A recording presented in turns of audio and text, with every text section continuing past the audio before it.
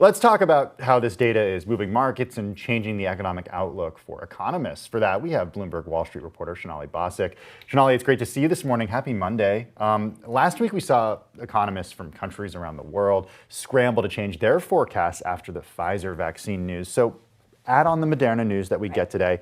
How does that further change thinking for the remainder of the year, if at all, and then next year as well? So you've had economists say the Pfizer news alone was a game changer. And another great thing about the Moderna news here is that storing this vaccine at refrigerator temperature for 30 days gives a lot of hope on a faster distribution of the vaccine. But with that said, as you've heard from Drew Armstrong, there are a lot of complications still with how this vaccine is rolled out, how long it will take, and the fact that we still see a lot of tightening of restrictions in places like New Jersey and Chicago that can complicate the economic recovery in the nearer term. And the nearer term is what you've been so focused on over these last few months.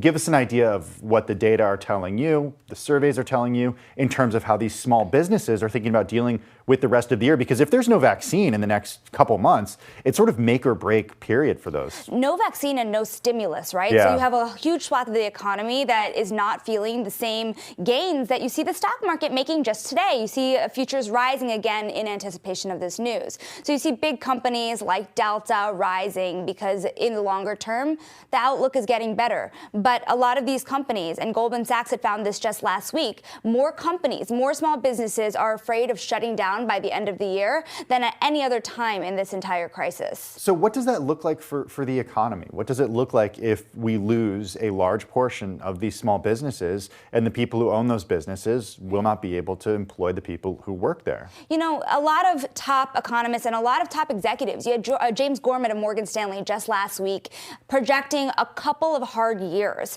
especially for these hard hit sectors like restaurants, anything that has physical proximity, right? Because you're not going to see people just come back in full force to a lot of these industries. So those sectors could face a few hard years ahead, which kind of adds to that idea of that K-shaped recovery that we've been hearing about, where some gain and some lose.